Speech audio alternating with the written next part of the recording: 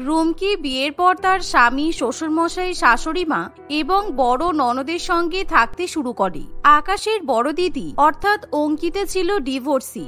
বিয়ের মাত্র 2 বছর পরেই তার ডিভোর্স হয়ে যায়। তারপর থেকে সে মায়ের বাড়ির পরিবারের সঙ্গে বসবাস করে। আকাশের এক ছোট বোনও ছিল, মধুমিতা। 6 মাস আগে মধুমিতা বিয়ে করে শ্বশুরবাড়িতে গিয়ে সংসার করতে শুরু করে। কিন্তু রুমকি বিয়ের পর শ্বশুরবাড়িতে এসে মোটেই নিজের মতো করে হাসি খুশি সংসার করতে পারে না, কারণ তার বড় ননদ অঙ্কিতা সবসময় সমস্ত বিষয়ে রুমকিকে নিয়ন্ত্রণ করার চেষ্টা করে। একদিন, এই নাও দিদি তোমার চা, টেবিলের উপর বিস্কুটের কৌটো রাখা আছে, তুমি যে কটা বিস্কুট খাবে কৌটো খুলে নিয়ে নাও। কেন, তোমার বুঝি হাতে ব্যথা হয়েছে? তুমি বিস্কুটের কৌটো খুলে আমাকে 4টে বিস্কুট বার করে দিতে পারছো না? আর এটা কেমন ধরনের চা হয়েছে? চাটা দেখে আমি ঠিকই বুঝেছি, তুমি একদম জলের মতো পাতলা দুধ দিয়ে চা বানিয়েছো। আমাদের বাড়িতে গাঢ় দুধের চা খাওয়া হয়, এরকম পাতলা দুধের চা আমরা কেউ খাই না, বুঝেছো? কিন্তু আমি তো দুধে কোনো জল মেশাইনি। শাশুড়ি মা যেই দুধ কিনে ফ্রিজে রেখেছে, আমি সেই দুধেই চিনি আর চা গুঁড়ো দিয়ে তোমাকে চা বানিয়ে দিয়েছি। ঠিক আছে, তোমার যদি আমার হাতে চা পছন্দ না হয় তাহলে তুমি আমাকে একবার দেখিয়ে দাও যে তুমি কেমন চা খেতে পছন্দ করো, তাহলে আমি তোমাকে ঠিক সেরকমই চা বানিয়ে খাওয়াবো। রুমকির কথা শুনে অঙ্কিতা ভীষণই রেগে যায়। এই, তুমি আমাকে ঠেস মেরে কথা বলছো কেন? তুমি কি বাড়ির মালকিন হয়ে গেছো যে তুমি সবাইকে হুকুম করে বেড়াবে? আমি তোমাকে চা বানানো শেখাতে যাব কেন? তুমি কি বাপের বাড়ি থেকে কিছু শিখে আসোনি, নাকি তুমি ইচ্ছা করে ন্যাকামি করছো যাতে তোমাকে কোনো কাজ করতে বলা না হয়?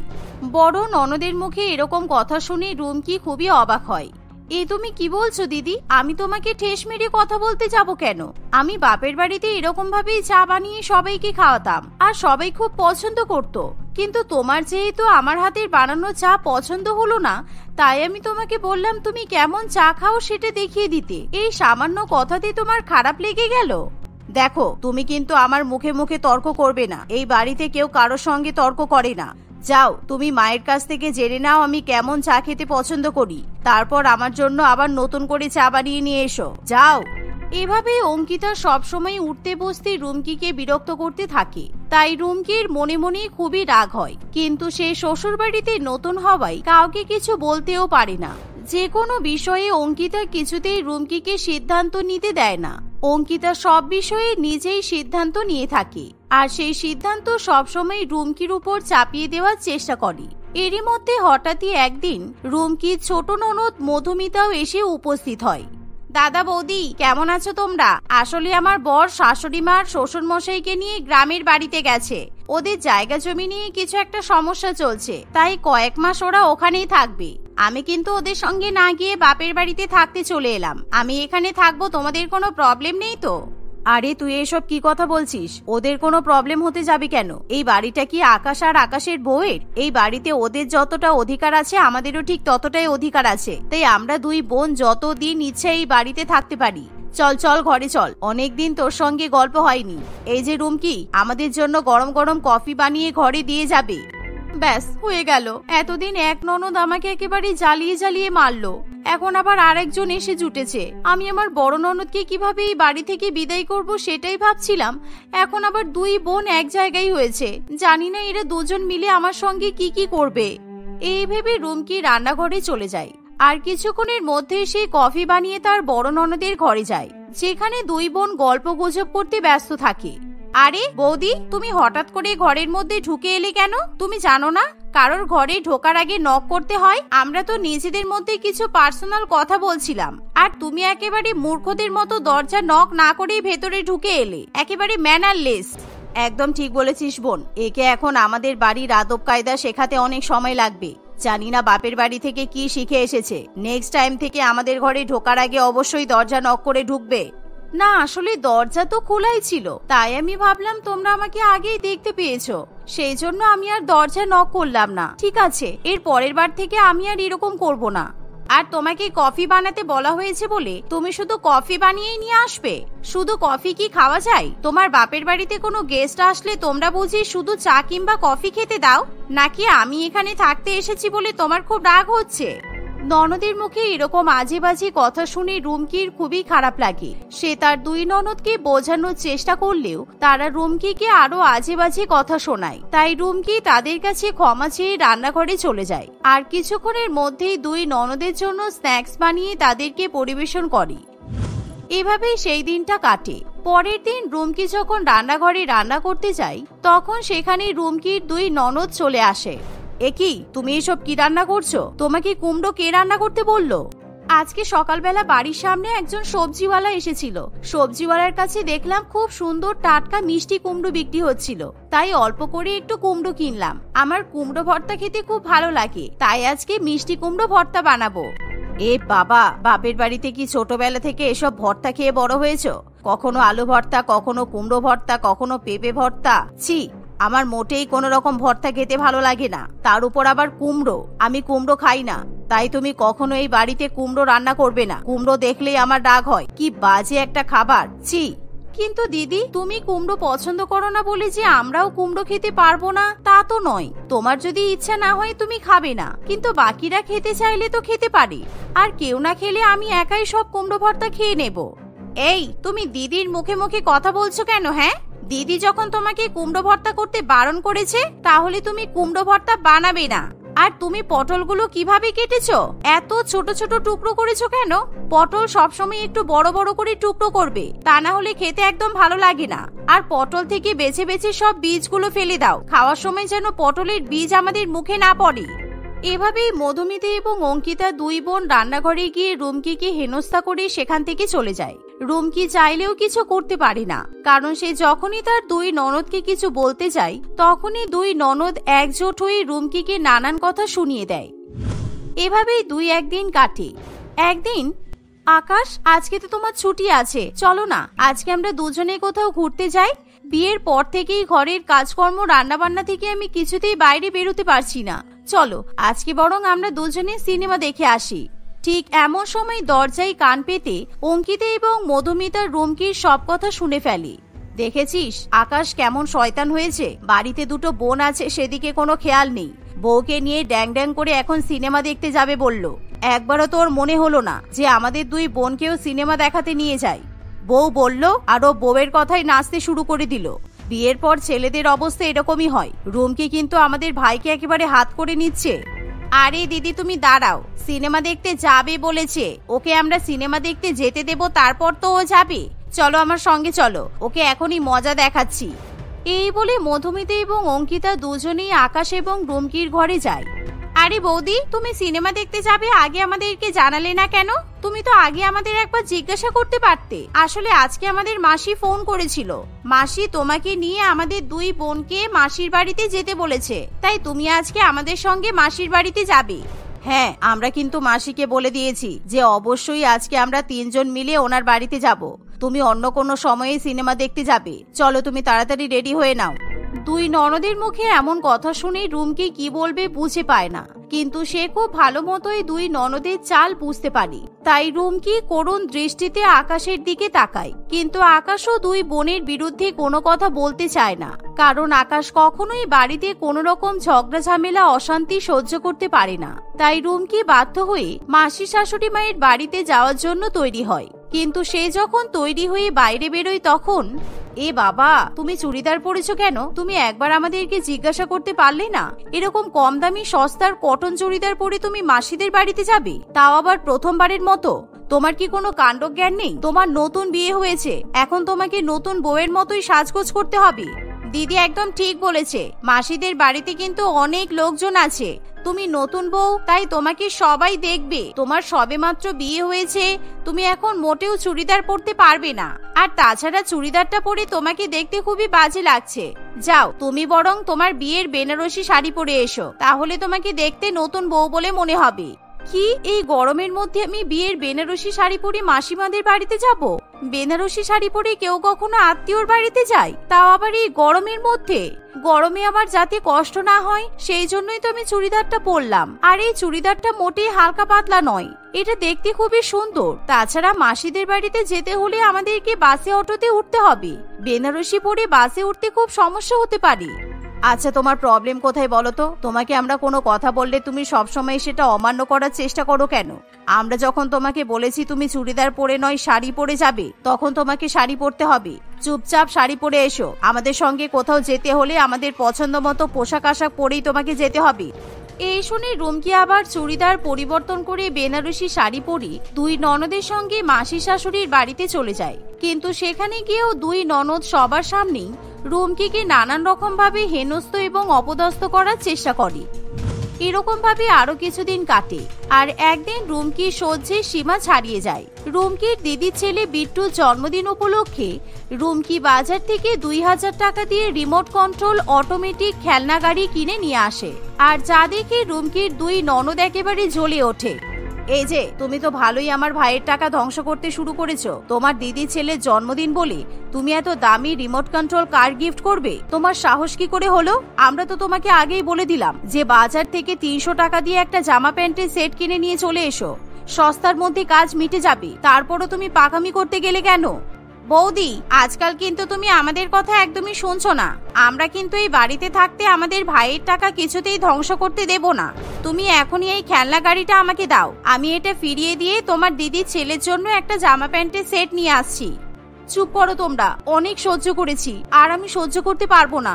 এই খেলনা গাড়িটা আমি নিজে জমানো টাকা দিয়ে কিনেছি। আমি তোমাদের দাদা কিংবা ভাইয়ের টাকা ধ্বংস করছি না।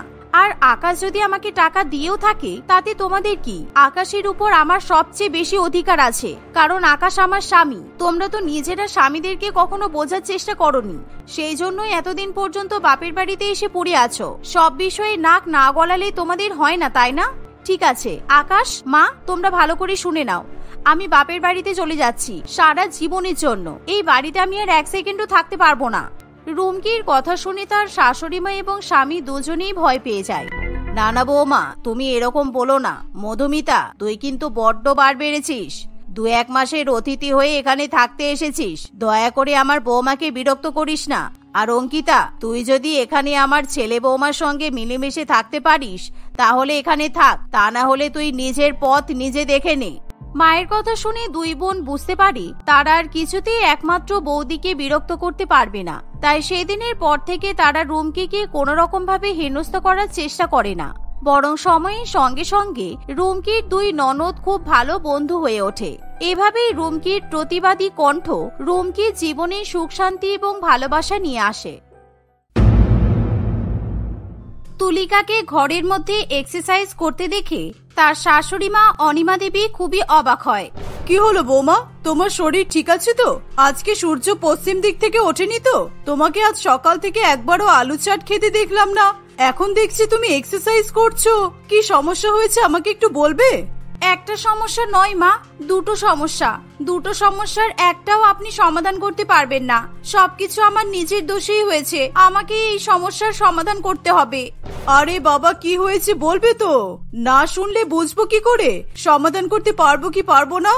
আমি আপনার ছেলেকে ফোনে অন্য একজন মেয়ের সঙ্গে কথা বলতে শুনেছি। ও বলছিল মেয়েটা নাকি খুব সুন্দর আর খুব স্লিম। আমি তো মোটা, তাই হয়তো অর্ণবের আমাকে পছন্দ হচ্ছে না। আর এটাতে আমি ওর কোনো দোষ দেখতে পাচ্ছি না। এটা হলো একটা সমস্যা। আর আরেকটা সমস্যা হলো আমার ওজনের কারণে আমার চাকরিটা বোধহয় আর হবে না। 4 সপ্তাহের মধ্যে যদি আমি ওজন কমাতে না পারি তাহলে চাকরিটা হারাতে হবে। আরো খাও, দিনরাত আলু চাট খাও। কতবার বলেছি বৌমা, এসব খাবার ভালো নয়। তুমি আমাদের কোনো কথা শোনোনি। এত আলু চাট খেলে শরীরের অবস্থা তো এরকম হবেই। আলু চাটের জন্য প্রত্যেকদিন কত কত করে আলু খেতে হচ্ছে তোমাকে বলো তো? নিজের সাথে সাথে আমাদেরকেও এত এত করে আলু খাইয়েছো প্রত্যেক দিন। কিন্তু আমি কিভাবে আলু চাট খাওয়া ছেড়ে দেব? আমি তো কিছুই বুঝতে পারছি না। ওটা ছাড়া তো আমি বাঁচতেই পারবো না। আপনি বলুন, আপনি জল না খেয়ে বাঁচতে পারবেন, নিঃশ্বাস না নিয়ে বাঁচতে পারবেন, আমিও তেমন আলু চাট না খেয়ে বাঁচতে পারবো না। তুলিকার কথায় তার শাশুড়ি মা বিরক্ত হয়ে সেখান থেকে চলে যায়। তুলিকার এই আলু চাট খাওয়ার অভ্যাস কয়েকদিনের নয়। বেশ অনেকগুলো বছর আগের কথা। তুলিকা যখন সবেমাত্র 10 বছর বয়স ছিল, এই 10 বছর বয়সেই হঠাৎই তার এক অদ্ভুত রকমের রোগ দেখা দিয়েছিল। অকারণেই তার দাঁতগুলো কেমন যেন নষ্ট হয়ে যায়, হঠাৎ হঠাৎ করে দাঁত পড়ে যায়। যদিও এই বয়সে দাঁত পড়াটা স্বাভাবিক ছিল, কিন্তু যেভাবে তুলিকার দাঁত পড়ছে সেটা মোটেই স্বাভাবিক ছিল না। তুলিকার বাবা মা দুজনেই তার এই অদ্ভুত রোগের কারণে খুবই চিন্তায় পড়ে। তারা তুলিকাকে ডাক্তারের কাছে নিয়ে যায়। ডাক্তার তুলিকার বেশ অনেক রকমের টেস্ট করার পর বলে, টেস্টের রিপোর্ট থেকে যা বুঝতে পারছি তাতে আপনার মেয়ের স্কারভি হয়েছে। স্কারভি ভিটামিন সি এর অভাবে হয়ে থাকে। ওকে এখন সেই সমস্ত খাবার খেতে হবে যাতে প্রচুর পরিমাণে ভিটামিন সি ওর শরীরে যায়। কোন কোন খাবার খাওয়ালে ঠিক হবে আপনি একটু বলে দিন না ডাক্তার বাবু, আমার এই মেয়ে তো কিছুই খেতে চায় না। কিছু খেতে চাই না বললে তো হবে না, ওকে বেশি করে লেবু, আলু, কয়েক ধরনের লঙ্কা এগুলোই তো খেতে হবে। আরো অনেক ফল সবজি আছে যেগুলোতে ভিটামিন সি থাকে, কিন্তু সেগুলো সারা বছর তো পাওয়া যায় না। শুধুমাত্র আমি যেই জিনিসগুলো বললাম সেগুলো সারা বছর পাওয়া যায়, তাই এগুলোই ওকে বেশি বেশি করে খেতে হবে। ডাক্তার বাবুর কথা শুনে এবং তার কাছ থেকে নানান রকমের পরামর্শ নিয়ে সুলেখা দেবী আর মনোরঞ্জন বাবু বাড়ি ফিরে আসে। সুলেখা দেবী আর মনোরঞ্জন বাবু দুজনেই জানে যে তাদের মেয়ে তুলিকা একেবারেই আলু কিংবা লেবু কোনোটাই খেতে পছন্দ করে না। তাই কিভাবে তারা এই দুটো খাবার তাদের মেয়েকে খাওয়াবে এই নিয়েই তারা অস্থির হয়ে ওঠে। ডাক্তার বাবু কি বললে শুনলে তো? তুমি তো নিজের কাজ করতে অফিসে চলে যাবে, মেয়েকে আলু লেবু এসব খাওয়াতে খাওয়াতে আমার জান কয়লা হয়ে যাবে। এইটুকু বয়সে যদি দাঁত পড়ে যায় তাহলে তার কয়েকদিন পর থেকে নকল দাঁত লাগিয়ে ঘুরতে হবে। মেয়েটাকে একটু বোঝাও যেন আমার কথা শুনে খাবারগুলো ঠিক করে খায়। দেখো, আমার মাথায় কিন্তু একটা বুদ্ধি আছে। ডাক্তারবাবুর কাছ থেকে ফেরার সময় ভাবছিলাম তুমি যদি মেয়েকে আলু চাট বানিয়ে দিতে পারো তাহলে কিন্তু সব খেয়ে নেবে। ঠিক বলেছ, ওটাতে আলু লেবু ছোলা আরো অনেক রকমের মশলা থাকবে, লঙ্কাও দিতে পারবে। ভালো করে বানিয়ে দিলে ও ঠিক খেয়ে নেবে। ভালো বুদ্ধি দিয়েছো, কিন্তু আমি কাল থেকেই ওকে আলু চাট দেবো, দেখি খায় কিনা। সুলেখা দেবী পরের দিন সুন্দরভাবে আলু সিদ্ধ করে তাতে নুন, লেবু, লঙ্কা, ছোলা ইত্যাদি জিনিস দিয়ে আলু চাট বানিয়ে তুলিকাকে খেতে দেয়। যেই তুলিকা আলু খেতে একদমই পছন্দ করে না আর লেবু খেলেও মুখ বাঁকায়, সেই তুলিকা নিমেষের মধ্যে এক বাটি আলু চাট খেয়ে শেষ করে দেয়। এইটুকু বানিয়েছো কেন মা? আমি আরো খাবো, আমাকে আরো আলু চাট বানিয়ে দাও। এইটুকুতে পেট ভরে নাকি? আমাকে আরো এক বাটি বানিয়ে দাও এক্ষুনি। দাঁড়িয়ে দাঁড়িয়ে হাসছো কেন? বানিয়ে দাও না। তুলিকার কথায় সুলেখা দেবী প্রাণ ফিরে পায়। সাথে সাথে তুলিকাকে সে আরো এক বাটি আলু চাট বানিয়ে দেয়। সুলেখা দেবী আর মনোরঞ্জন বাবু দুজনেই তাদের এই বুদ্ধির পরিণামে খুবই খুশি হয়। তুলিকার দাঁতের সমস্যাও অনেকটা কমে আসে, কিন্তু তুলিকার আলু চাট খাওয়ার প্রবণতা বাড়তেই থাকে। এইভাবে অনেকগুলো বছর কেটে যায়। তুলিকা স্কুল কলেজ শেষ করে এখন চাকরির জন্য চেষ্টা করছে। এত বড় হয়ে যাওয়ার পরেও আলু চাট খাওয়ার নেশা তার কমে না। অত্যাধিক আলু খাওয়ার জন্য সুলেখা দেবী আর মনোরঞ্জন বাবু আবার চিন্তায় পড়ে। সব জিনিসের কিন্তু একটা সীমা থাকে তুলিকা। তোর স্কুল কলেজ শেষ হয়ে গেছে, এখন তুই চাকরি করবি সিদ্ধান্ত নিয়েছিস। জীবনে সবকিছু উন্নত হচ্ছে, শুধু তোর খাওয়া দাওয়ার ধরন কিন্তু উন্নতি হচ্ছে না। এরকম চলতে থাকলে কিন্তু ভবিষ্যতে আরো সমস্যা হবে। ছোটবেলায় তো এই আলু চাট খাওয়ানোর জন্যই পাগল হয়ে যেতে, আর এখন যখন আমি নিজে থেকে খেতে চাইছি তখন তোমাদের সমস্যা হচ্ছে। সেই সময় তোকে কেন বেশি করে আলু চাট খাওয়ানো হতো সেটা তুই তো জানিসই। এখন তো তোর সেই সমস্যা নেই, তাহলে এখন এত বাড়াবাড়ি করার কি আছে? আলু চাটের মতো টেস্টি খাবার এই পৃথিবীতে আর কিচ্ছু হয় না। যারা আলু চাট পছন্দ করে না তারা আসলে কোনোদিনও আলু চাট খায়নি। একদিন খেলে এই অমৃত খাবারটাকে আর কেউ কখনো খারাপ বলতেই পারবে না। আমার পক্ষে আলু চাট খাওয়া বন্ধ করে দেওয়া কোনো মতেই সম্ভব নয়। এই আলু চাট খেয়ে খেয়ে নিজের চেহারাটা কি হয়েছে একবার দেখেছিস? এর থেকে বেশি মোটা হয়ে গেলে আমরা তোর তো বিয়েও দিতে পারবো না। আমি দেখতে শুনতে তো বেশ ভালোই, আমি পড়াশোনা জানি, দুদিন পরে চাকরিও পেয়ে যাব, রান্না বান্নাও করতে পারি, কিন্তু তারপরেও বিয়ের বাজারে আমার দর বাড়ানোর জন্য আমাকে আমার পছন্দের খাবার খাওয়া বন্ধ করতে হবে? কখনো না। সুলেখা দেবী আর মনোরঞ্জন বাবু অনেক বোঝানোর চেষ্টা করলেও তুলিকা তাদের কোনো কথাই শোনে না। সে নিজের মতো আলু চাট বানিয়ে নিয়ে নিজের ঘরে চলে যায়। কয়েকদিনের মধ্যেই তুলিকার জন্য তাদের শহরের একটি ছেলে অর্ণবের সম্বন্ধ আসে। তুলিকা জানিয়ে দেয় তাকে যদি বিয়ের পরে চাকরি করতে দেওয়া হয় তবে সে বিয়েটা করবে। অর্ণব এবং তার পরিবারের সকলেই তুলিকার কথায় রাজি হয়ে যায়। কয়েকদিনের মধ্যে তুলিকার সঙ্গে অর্ণবের বিয়ে হয়ে যায়। বিয়ের পর তুলিকা তার বাবা মাকে বিদায় জানিয়ে শ্বশুর বাড়িতে পাড়ি দেয়। আমি শুনেছি তুমি খুব ভালো খাবার বানাতে পারো। এতদিন তো আমি সংসারের সমস্ত কাজ সামলে এসেছি, কিন্তু এবার আমি চাই আমার রান্নাঘরের দায়িত্বটা তুমি কাল থেকেই নিয়ে নাও। এতগুলো বছর তো নিজের হাতে রান্না খেয়েই কাটিয়ে দিলাম, এবার একটু বৌমার হাতে রান্না খেয়ে আনন্দ করি। নিশ্চয়ই মা, আপনি একদম চিন্তা করবেন না। আপনার যা যা পছন্দ আমাকে বলবেন, আমি সব বানিয়ে দেব। প্রথম দিনের রান্না আমাদের পছন্দের না বানিয়ে তুমি তোমার পছন্দ মতো করো, আমরাও দেখি তুমি কি খেতে ভালোবাসো। তোমরা 5 মিনিটে বসো, আমি এক্ষুনি নিয়ে আসছি। আমার পছন্দের খাবারটা একবার খেলেই তোমরা আঙুল চাটতে থাকবে। এই বলে তুলিকা রান্নাঘরের দিকে চলে যায় এবং কিছুক্ষণের মধ্যেই সে আলু চাট বানিয়ে তার শাশুড়ি মা এবং স্বামীকে পরিবেশন করে। তুলিকার পছন্দের খাবার হিসেবে আলু চাট দেখতে পেয়ে অনিমা দেবী আর অর্ণব দুজনেই অবাক হয়ে যায়, কিন্তু তুলিকার মন রাখার জন্য তারা দুজনেই আনন্দ করে সমস্ত আলু চাট খেয়ে নেয়। তাদের আনন্দ করে খেতে দেখে তুলিকারও খুবই ভালো লাগে। তারপর থেকে সে প্রায় প্রত্যেক দিনই একবার দুবার করে আলু চাট বানাতে থাকে। আমাকে কিন্তু আজকের টিফিনে একদম আলু চাট দেওয়ার চেষ্টা করবে না, তুমি দিলেও আমি খাবো না, এটা কিন্তু আগেই বলে দিচ্ছি। আমার বন্ধুদের স্ত্রীরা ওদের কত সুন্দর সুন্দর প্রত্যেকদিন নতুন নতুন খাবার বানিয়ে পাঠাই, আর আমাকে দেখো আমি প্রত্যেকদিন সেই একই আলু চাট মাখা নিয়ে অফিসে যাই।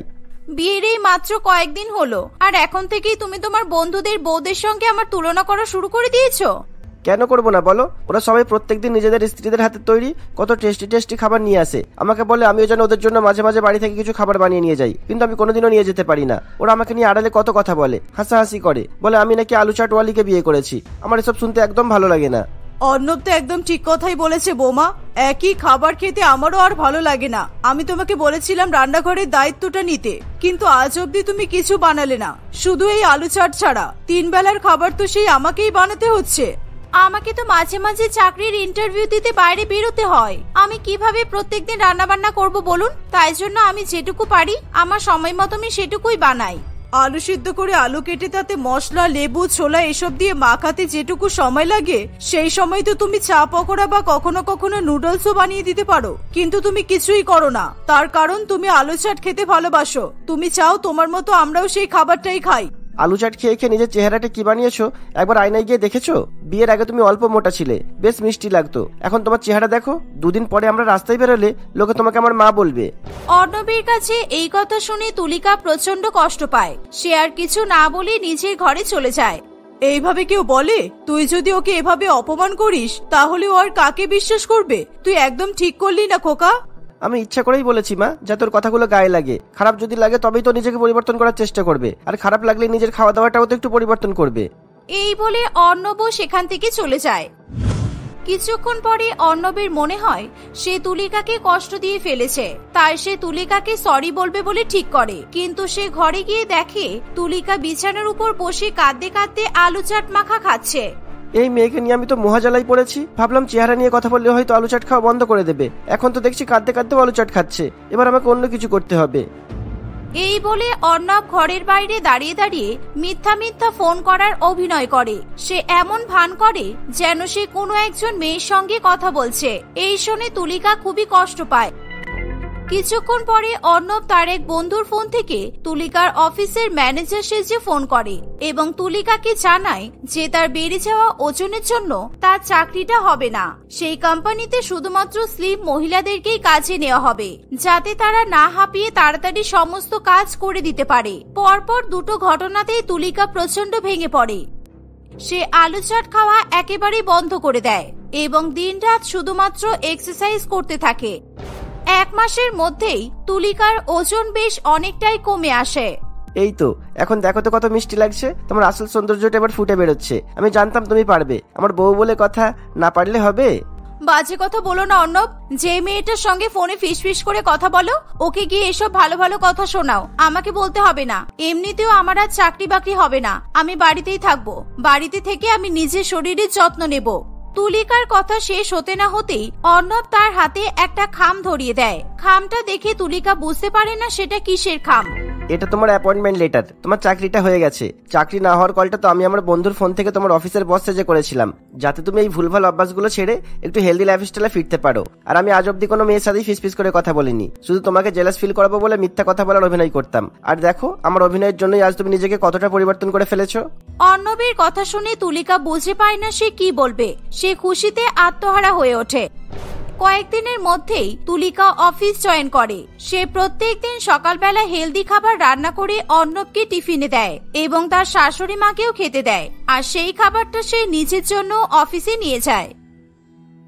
কিছুদিনের মধ্যেই তুলিকার আলু চাট খাওয়ার অভ্যাস একেবারেই চলে যায়। এইভাবেই তারা সুখে শান্তিতে দিন কাটাতে থাকে।